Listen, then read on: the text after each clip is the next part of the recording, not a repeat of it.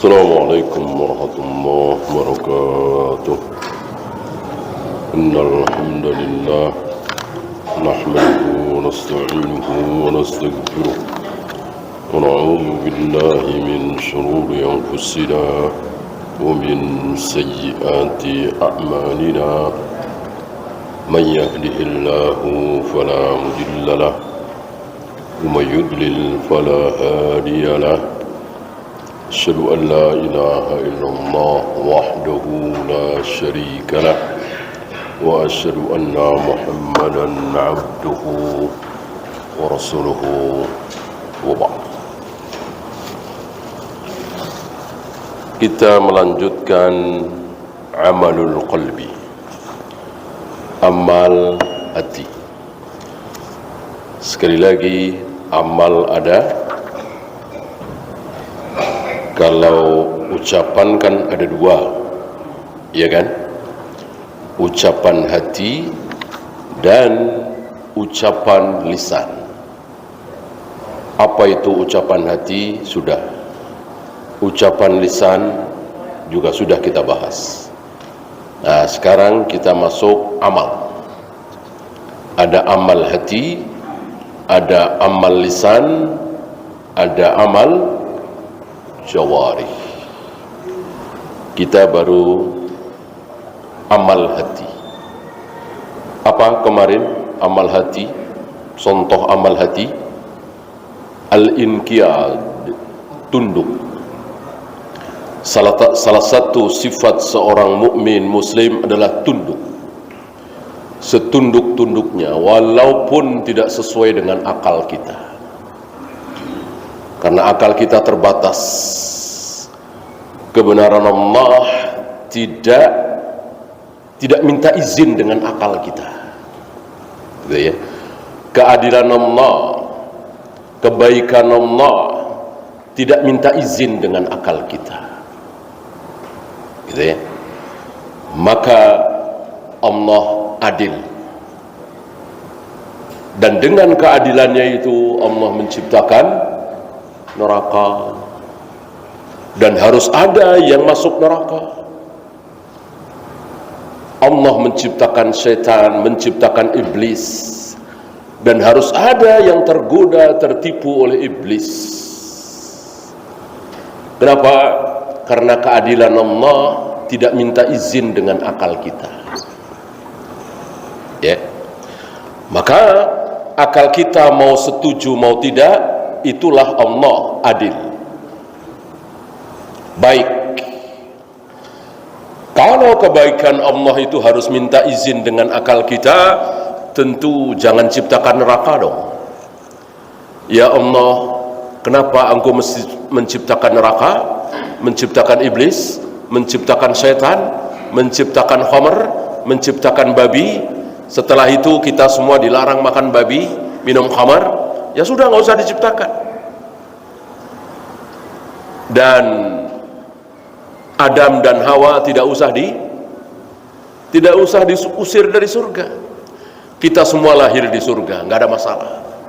Nikmat, lezat, aman, damai, tentram, nggak ada perang, nggak ada ribut, nggak ada kebatilan, nggak ada zina, nggak ada khamr, nggak ada judi, nggak ada penipuan. Namanya juga di surga. Yang ada salam, nikmat, lezat, nyaman. Itu kalau kebaikan Allah itu minta izin dengan akal kita. Allah Maha Baik. Tidak ada sedikit pun sifat buruk pada diri Allah. Tapi yaitu tadi, Allah menciptakan berbagai macam keburukan. Zina, khamr, judi, babi, pelacur, semuanya ciptaan Allah. Iblis, neraka, semuanya ciptaan Allah. Tapi tetap Allah Maha Baik. Kenapa tadi? Kebaikan Allah tidak minta izin dengan akal kita. Ya. Dan Allah tidak mau. Semuanya ada di surga, Allah nggak mau. Maunya Allah ada yang masuk surga, ada yang masuk neraka. Bahkan lebih banyak yang masuk neraka apa surga? Neraka. Setiap 1000 manusia ada berapa yang masuk neraka? Masih ingat? Ada Sahih riwayat Muslim. Setiap 1000 manusia yang masuk neraka adalah 999. Maunya siapa? Maunya Allah. Maunya Allah. Kalau Allah mau 1000 manusia hanya 1 yang masuk neraka, kalau Allah mau begitu jadi. Tapi Allah nggak mau. Mau Allah lebih banyak yang masuk neraka daripada surga. La amla'anna jahannama minal jinnati wan nasi ajma'in. Sungguh akan aku penuhi jahanam itu dengan jin dan manusia. Pasti penuh. Pasti penuh. Berdesak-desakan, berhimpit-himpitan, penuh dengan siksaan, dibakar, dipukul dan seterusnya. Yang kosong adalah surga. Surga begitu kosongnya, lega. Ya. Entah berapa ribu hektar untuk 1 manusia yang masuk surga. Ya. Dengan ribuan pelayan, al-wildan, pesuruh, bidadari, dan seterusnya. Dengan fasilitas yang luar biasa. Itulah surga. Sedikit yang masuk surga. Maunya siapa? Maunya Allah. Kita tunduk. Itulah amal hati kita. Banyak dari kita yang tidak tunduk. Mosok sih Allah bersemayam di atas arsy? Mosok sih Allah turun ke langit dunia setiap sepertiga malam? Mosok sih Allah menciptakan Adam dengan kedua tangannya? Mosok sih Allah membolak-balikkan hati manusia dengan 2 jarinya? Itu semua kata Allah sendiri lewat lisan Nabi alaihi salatu wassalam. Bagaimana kita mengatakan mosok sih, mosok? Berarti tidak tunduk. Ya. Antum nggak tahu apa-apa tentang santan, jeroan kambing. Tiba-tiba puyeng-puyeng, pusing, datang ke dokter. Kata dokter, Pak, mulai sekarang jangan makan santan, jangan makan jeroan kambing. Antum nggak tahu bahayanya apa, tapi antum tunduk. Antum belum pernah sehari pun duduk di fakultas kedokteran.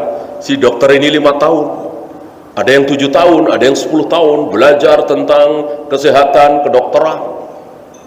Begitu dibilang, Pak, jangan makan santan, jangan makan jeroan kambing, jangan banyak makan yang manis-manis, sami'na wa ata'na, tunduk gitu. Ya. Bagaimana terhadap Allah yang jutaan kali lebih pintar dari si dokter? Bicara tentang sesuatu kita tidak tahu apa-apa, tiba-tiba mosok sih. Jadi kayak manusia dong. Kalau Allah punya tangan, kalau Allah punya wajah, Allah sibuk naik turun dong. Kalau Allah setiap sepertiga malam turun ke langit dunia, aneh sekali. Dengan seorang dokter yang cuma 5 tahun, 7 tahun belajar, kita tunduk, sami'na wa ata'na. Begitu Allah Rabbul Alamin berbicara tentang dirinya, kita bilang nggak mungkin, aneh. Itulah Mu'tazilah, itulah Jahmiyah, Jabariyah, Asy'ariyah, Maturidiyah. Bukannya tunduk, ya aku mengikuti ucapanmu ya Rasul, bahwa Allah betul-betul menciptakan Adam dengan kedua tangannya. Allah betul-betul membolak-balikkan hati manusia dengan 2 jarinya. Allah betul-betul menghadapkan wajahnya ke wajah orang yang sedang sholat. Aku ikut ucapanmu ya Allah, ya Rasulullah. Mestinya seperti itu. Ya, kita tinggalkan al-inqiyad, tunduk, kemudian ikhlas juga sudah, kemudian cinta, kemudian takut. Untuk takut ada 2 di sini, ada khasyah, ada khauf. Kenapa kita harus takut kepada Allah? Gimana nggak takut? Gimana nggak takut?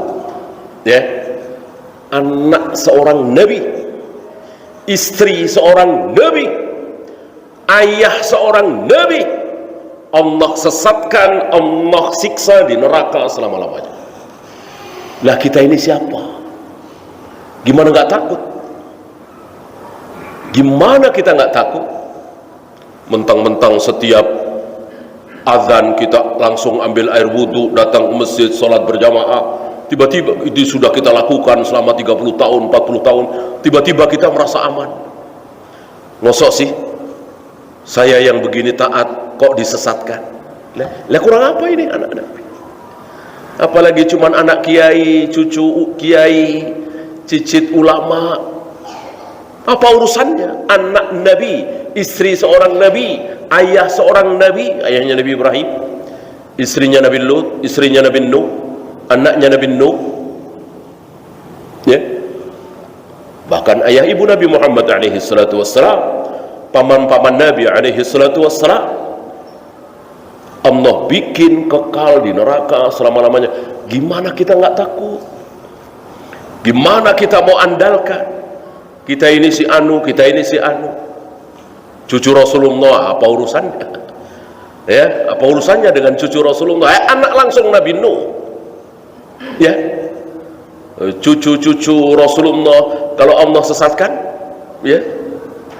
Mustahil apa tidak? Ya tidak mustahil. Ada jaminan cucu Nabi pasti baik, pasti muslim, pasti hak akidahnya. Bahwa kita disuruh mencintai cucu-cucu Nabi, keluarga Nabi, betul. Tentu yang muslim, yang berada dalam manhaj yang hak. Yang sesat tentu tidak.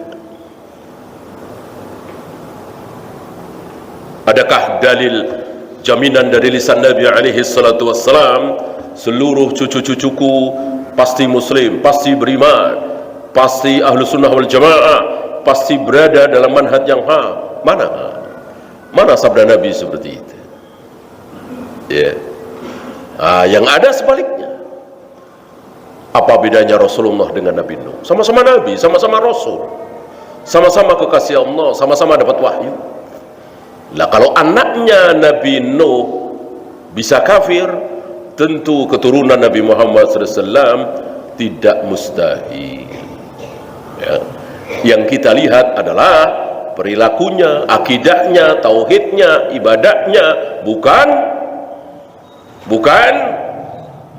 nasabnya, bukan nasabnya. Ya. Maka tidak usah meributkan nasab. Ini sah apa tidak sebagai cucu Nabi? Apa istilahnya itu?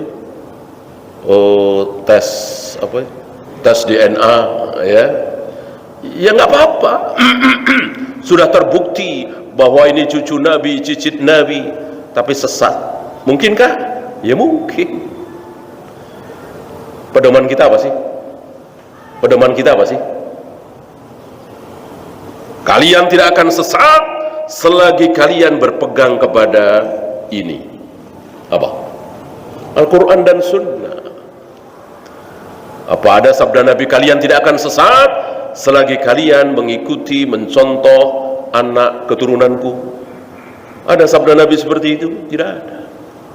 Buat apa Al-Quran? Buat apa Sahih Bukhari, Sahih Muslim, Sunan Abu Daud, Nasai, Tirmidzi, Ibnu Majah? Kalau patokannya adalah cucu-cucu Nabi Sallallahu Alaihi Wasallam, ya sudah, kita kumpulkan cucu-cucu Nabi. Nggak usah pakai Al-Quran dan Sunnah, nggak usah pakai Bukhari, Muslim, Abu Daud, Nasai, Tirmidzi. Apa kata cucu-cucu Nabi kita ikuti, mestinya begitu. Ya.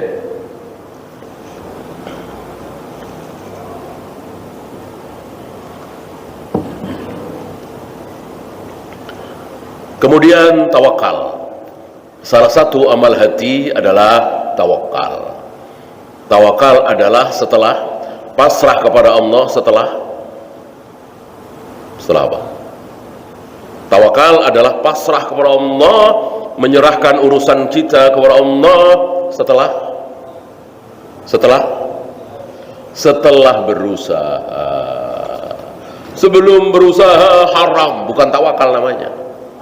Tawakal itu setelah berusaha. Ya. Cari tempat yang bagus, jualannya jangan terlalu mahal, pelayanannya bagus, servisnya memuaskan, Habis itu tawakal, laku atau tidak ya Allah aku serahkan kepadamu. Begitu. Ada seorang sahabat yang turun dari unta, langsung masuk ke masjid untuk salat. Nabi bertanya, sudah engkau ikat untamu? Sahabat ini menjawab, aku tawakal ya Rasul. Aku tawakal ya Rasul. Apa kata Nabi? Apa kata Nabi? Ikat dulu baru tawakal. Maka tidak boleh bertawakal pasrah semuanya kepada Allah sebelum berusaha. Dan berusaha harus sesuai dengan sunnatullah. Harus, istilah kita harus maksimal. Ya. Jangan asal-asalan. Ya saya sudah berusaha jualan makanan, bikin makanan kan saya usaha, tapi asal-asalan. Ya.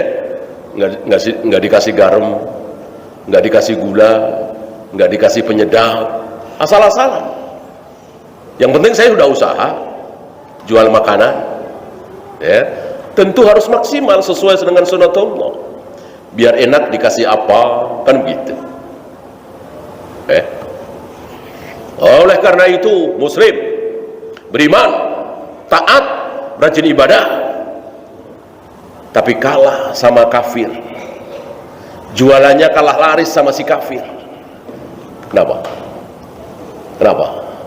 Karena yang kafir ini nggak asal-asalan. Enak betul, bersih betul, menyenangkan betul, pelayanannya murah. Ini si muslim ini, yang taat ini, Pak Haji ini, yang jujur ini, yang amanah ini, asal-asalan, nggak enak, nggak memuaskan, gitu ya. Di sini, ya, lihat para nabi, para rasul, para sahabat. Antum kira para sahabat itu menonjol ibadahnya doang, tauhidnya doang, akidahnya doang? Tidak.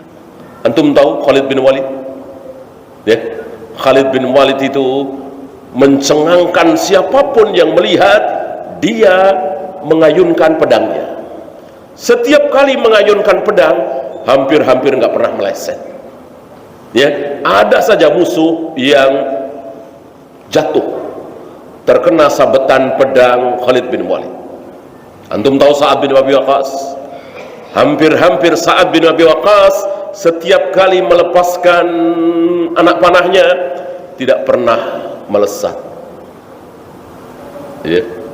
Bagaimana Ali bin Abi Thalib menjelang perang Badar 3 lawan 3, salah satunya Ali dan Hamzah.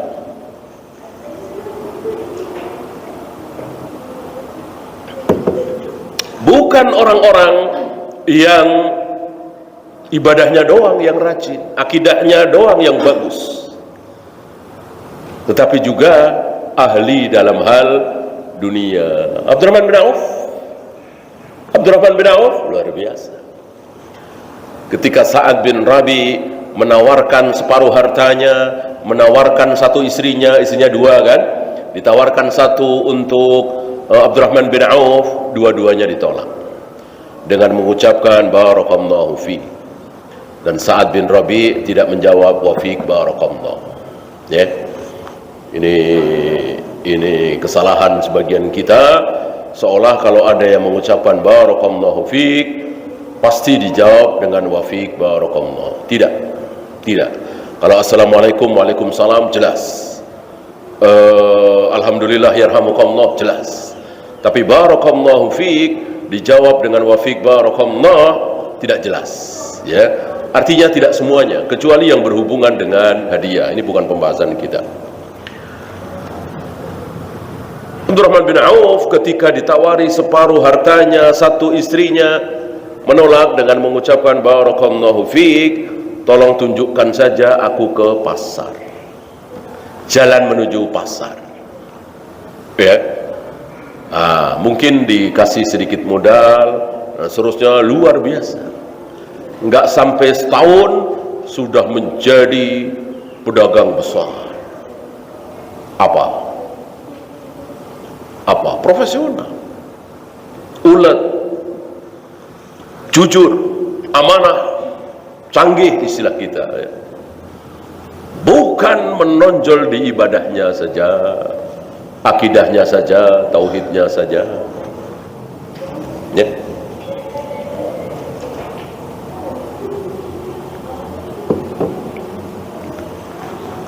Amr bin As, antum tahu Amr bin As, setiap terjadi sesuatu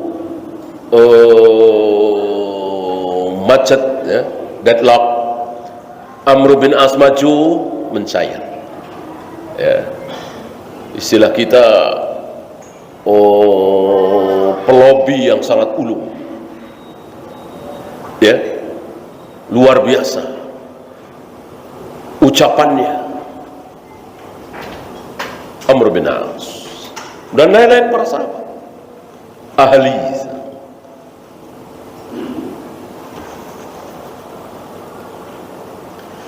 Ya, kita masuk yang kedua, amalul jawari, amal anggota badan, tangan, kaki, lisan, mata, dan seterusnya. Beliau mencontohkan salat, siam, zakat, jihad, amar ma'ruf, nahi mungkar, dan lain-lain. Amal anggota badan ya. Dan amal ini sangat disukai oleh Allah, tetapi derajatnya di bawah amal hati ya. Oleh karena itu salat percuma, puasa percuma, jihad percuma kalau tidak ikhlas amal apa tadi? Amal hati ya. Oleh karena itu kalau selama ini kita perhatian terhadap amal jawari, salat, puasa, zakat, haji, baca Al-Quran, zikir, wirid, maka terhadap amal hati harus lebih semangat lagi, harus lebih perhatian lagi. Oleh karena itu beberapa sahabat sering ditanya oleh para tabi'in tentang penasaran, para tabi'in penasaran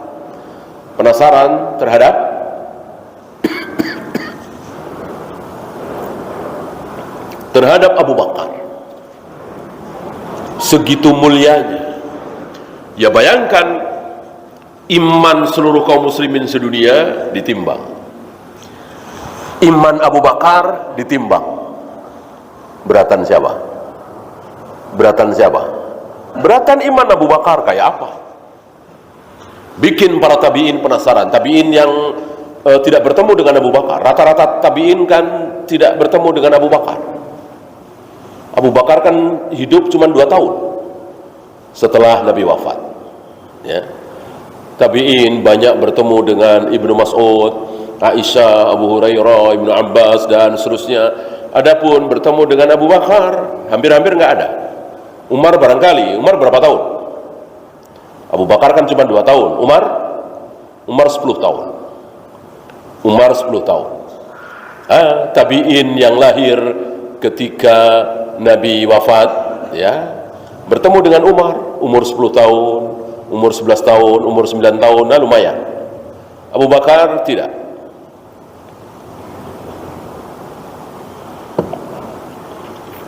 Apalagi Utsman, Ali, Zubair, Talha, Ibnu Mas'ud, Ibnu Abbas, ratusan bahkan ribuan tabi'in bertemu dengan mereka. Adapun Abu Bakar hampir-hampir tidak ada. Nah, sementara para tabi'in mendengar dari Ibnu Abbas, mendengar dari Ibnu Mas'ud, mendengar dari Aisyah tentang keutamaan Abu Bakar. Saya kira butuh waktu berjam-jam untuk membahas keutamaan Abu Bakar. Luar biasa. Sampai ketika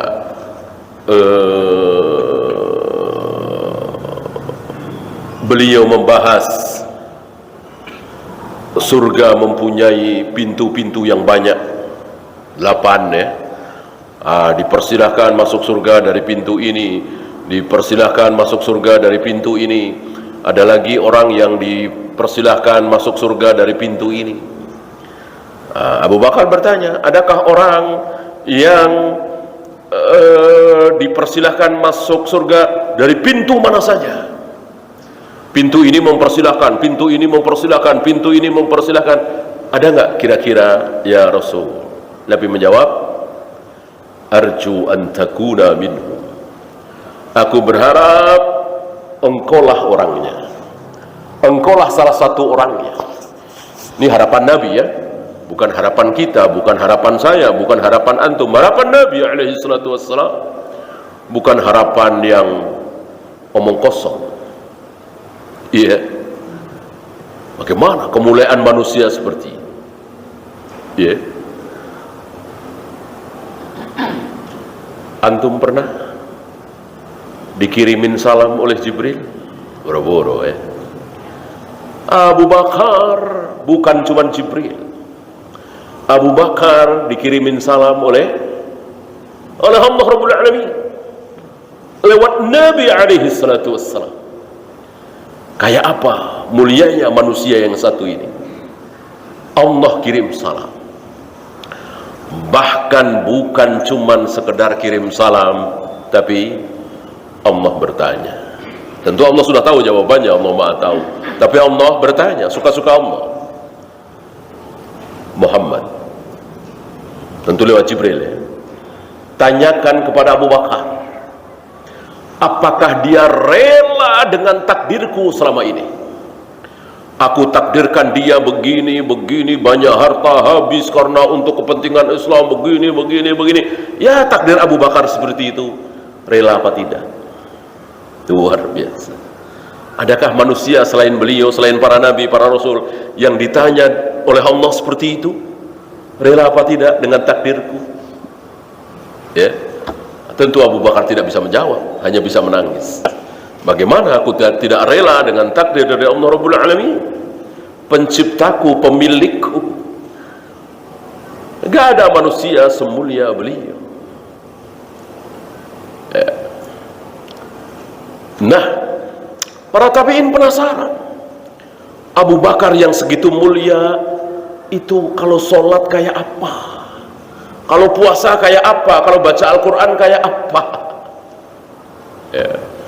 Dijawab oleh Ibnu Mas'ud, dijawab oleh para sahabat. Sholat subuhnya 2 rakaat, sholat maghribnya 3 rakaat, puasa Ramadannya sebulan, ya, qiyamul lailnya 11 rakaat, sholat duhanya maksimal 8 rakaat, 12 rakaat kan hadisnya dhaif. Nggak ada bedanya dengan kalian. Untuk sholat, untuk puasa, sholat duha, puasa Senin sama. Untuk amal jawarih sama, nggak jauh beda. Yang membedakan apa? Yang membedakan apa? Hatinya, amal hatinya. Keimanan Abu Bakar tidak ada tandingannya, nggak kelihatan tentunya. Iman kan nggak kelihatan. Yang lihat adalah Allah. Allah kasih tahu lewat Nabi alaihi salatu wassalam bagaimana kadar keimanan Abu Bakar As-Siddiq, Siddiqul Akbar. Ya. Yeah.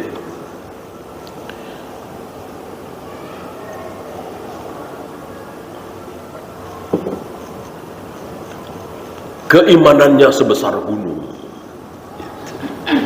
Ditanya apakah Abu Bakar selalu menangis, nggak pernah tertawa? Tertawa, menangis sekali-sekali. Ya sama. Ya. Yang membedakan antara Abu Bakar dengan yang lain adalah hatinya, gitu ya.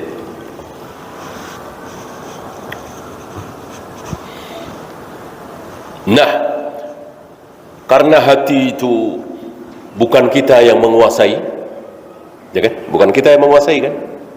Tadi dibilang hati manusia itu ada di 2 jari Allah, dibolak-balikkan oleh Allah, terserah Allah.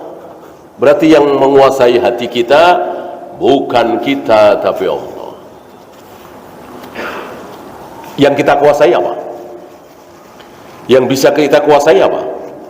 Mata, telinga, lisan, mulut, tangan, kaki itu di bawah kekuasaan kita. Antum mau ke masjid apa ke tempat maksiat, terserah antum. Antum mau makan yang halal apa yang haram, terserah antum. Antum mau datangi istri antum atau yang lain yang haram, terserah antum kan. Itu. Adapun hati tidak. Hati betul-betul di bawah kendali Allah. Disitulah kita disuruh memohon seperti yang dicontohkan oleh Nabi alaihi salatu wassalam, wahai zat yang membolak-balikkan hati, tetapkanlah hatiku berada dalam ketaatan din.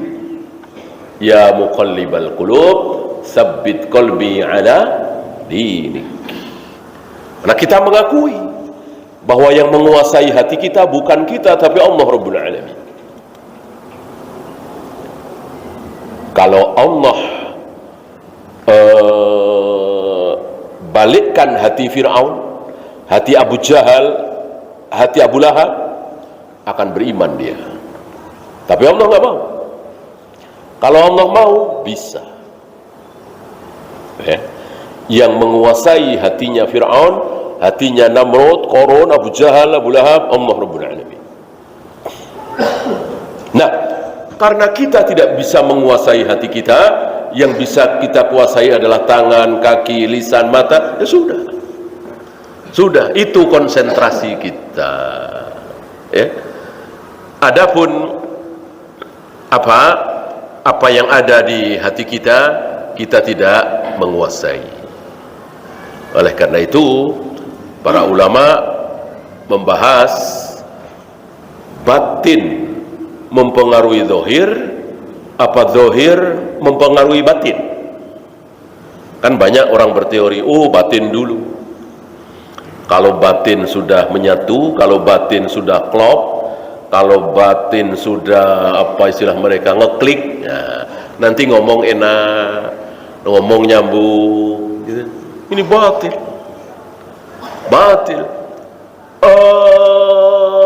Batin mempengaruhi zahir, batil. Yang benar, zahir mempengaruhi batin.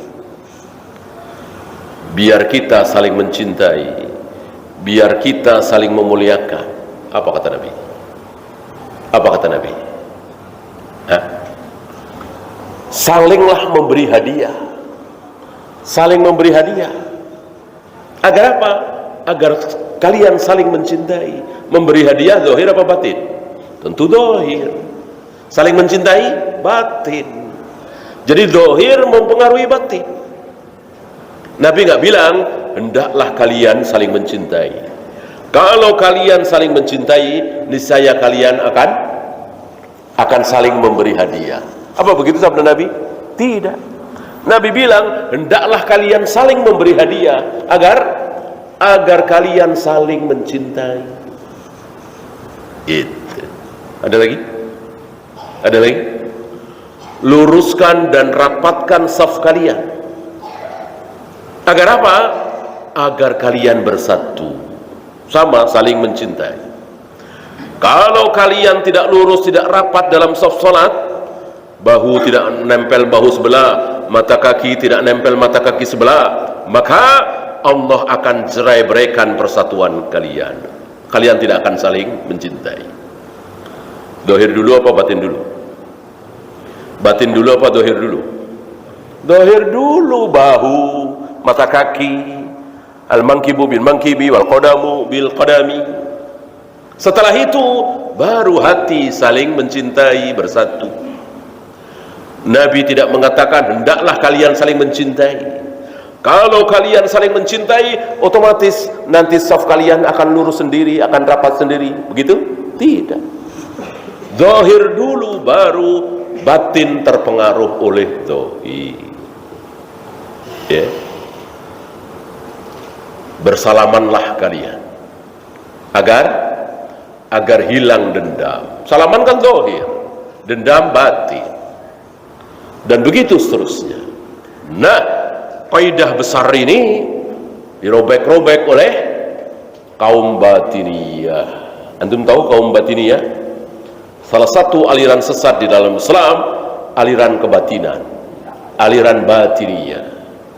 Mereka menyangka bahwa segala sesuatu ada batinnya. Salat itu ada batinnya begini, puasa itu ada batinnya begini, baca Al-Quran ada batinnya, umrah, haji, jihad ada batinnya. Ini sesat dan menyesatkan. Nah, karena yang bisa kita kuasai adalah jawari, anggota badan, ya sudah. Kita tidak menguasai hati kita.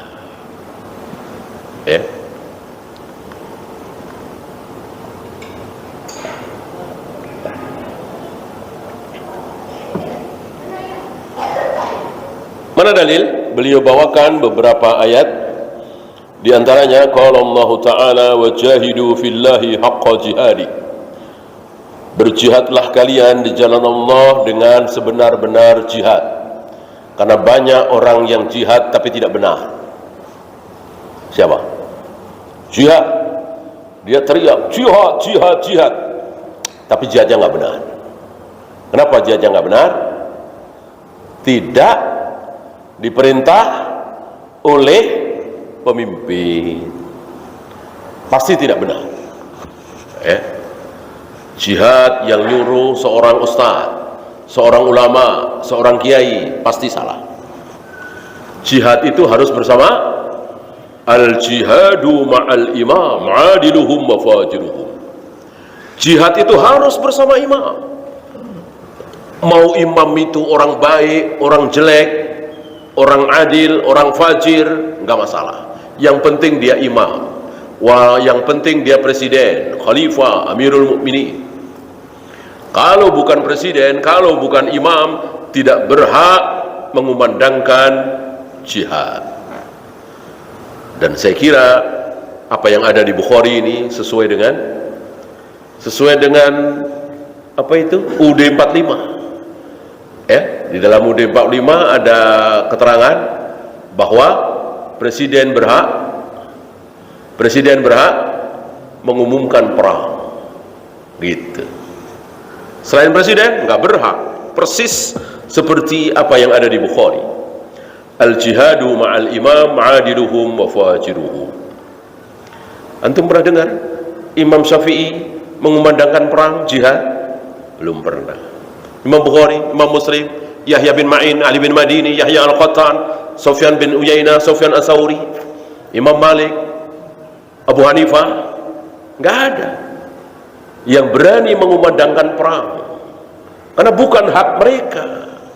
Hak siapa? Khalifah Al-Ma'mun, Harun Ar-Rasyid, Umar bin Abdul Aziz. Mereka khalifah, pemimpin. Kata kita sekarang presiden. Selain presiden tidak berhak.